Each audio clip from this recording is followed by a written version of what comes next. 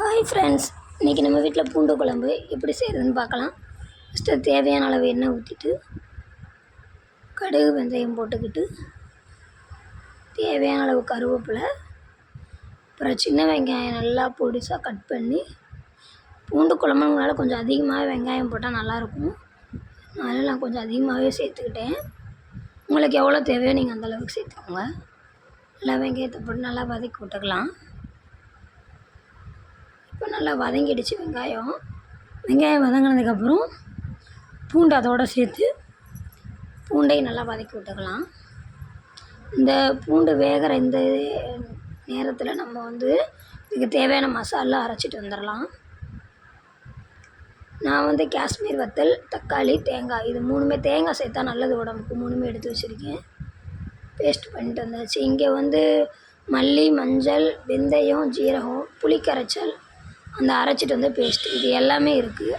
இதெல்லாம் இப்போ அதோட ஆட் பண்ணிக்கலாம்.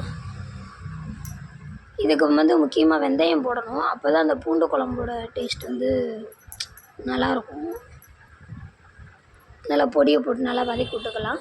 அது நல்லா வதங்கி வரட்டும். அது வதங்கி வந்ததுக்கப்புறம் நமக்கு வச்சுருக்க புளிக்கரைச்சலை எடுத்து ஊற்றிக்கலாம். அதுக்கப்புறம் நம்ம அரைச்சி வச்சுருந்த தேங்காய், தக்காளி, அந்த காஷ்மீர் வத்தல் இதெல்லாம் போட்டு நல்லா இது பண்ணிக்கலாம். நமக்கு தேவையான அளவு தண்ணி எவ்வளோ வேணுமோ, உங்களுக்கு எவ்வளோ தண்ணி தேவைப்படுமோ அந்த அளவுக்கு தண்ணி ஆட் பண்ணிக்கலாம்.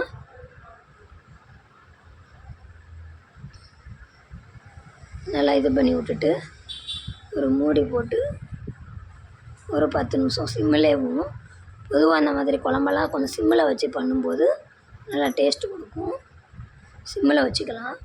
இப்போ பாருங்கள், நல்லா எண்ணெய் திரிஞ்சு நல்லா கொதிச்சிக்கிட்டு இருக்குது. இப்போ அது இந்த இந்த இந்த கன்சிஸ்டன்சியில் இருக்கும்போது தேவையான அளவு உப்பு போட்டுக்கலாம்.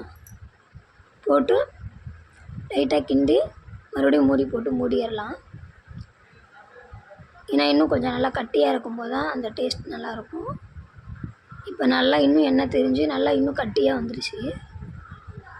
சாப்பாடுக்கு, தோசை, இட்லி கூட நல்லாயிருக்கும். மேலே லைட்டாக நல்லெண்ணெய் ஊற்றிக்கலாம். இறக்கும்போது ஊற்றினா நல்லாயிருக்கும்.